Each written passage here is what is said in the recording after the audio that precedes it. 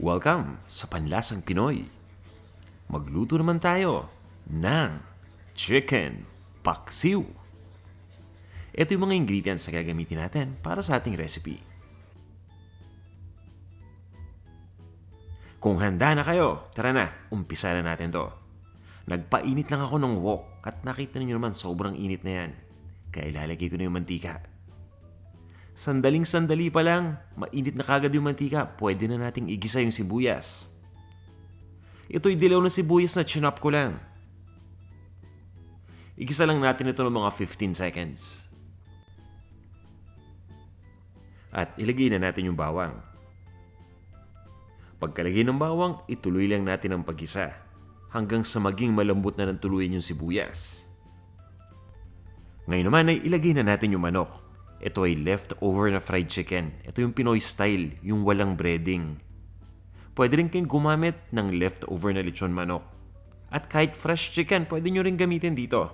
Basta lutuin lang natin ng mabuti.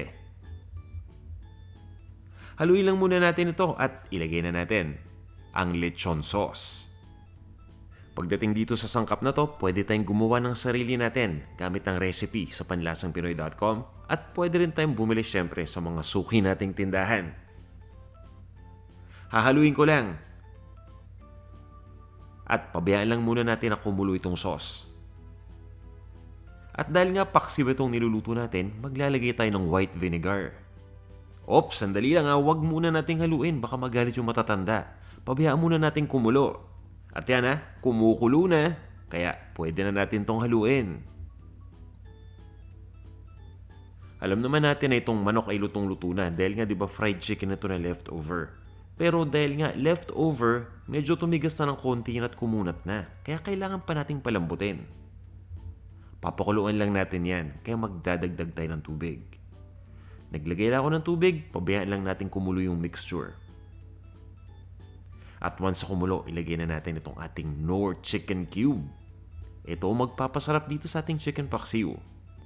Sa halagang 5 pesos lang, nagiging buong buo ang lasa ng chicken dito sa ating niluluto na paksiw na manok. Maglalagay din tayo dito ng pinatuyong dahon ng laurel. Pati na rin ang buong paminta. Hahaluin ko lang muna to. At itutuloy natin ang pagpapakulo gamit ang low heat hanggang sa lumambot na yung manok. Takpan lang muna natin itong lutuan. At this point ay malambot na yung manok. Kailangan lang nating pa-evaporate pa yung sauce. Yan, para mas lalong lumapot. At once na medyo lumapot na ng konti yung sauce, pwede na natin itong timplahan. Maglalagay lang muna tayo dito ng asukal. Ito'y regular na asukal lang yung granulated white sugar yan. Haluin lang muna natin. Iba sa inyo magtatanong kung pwedeng gumamit ng brown sugar. Pwede, walang problema. At yung mga social kahit Muscovado sugar pa yan, syempre pwede rin. Yan, so itutuloy lang natin ang paghalo hanggang makasigurado na tayo na na-distribute ng mabuting asukal.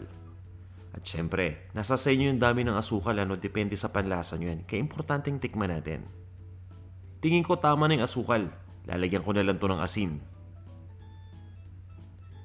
Yan, saktong-sakto na yan. Hahaluin ko lang ito.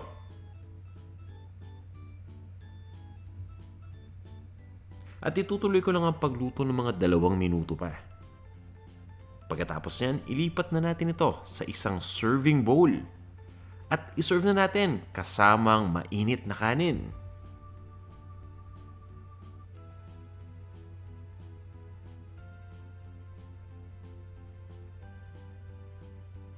Ito na ang ating chicken paksiw. Tara na, kain na tayo.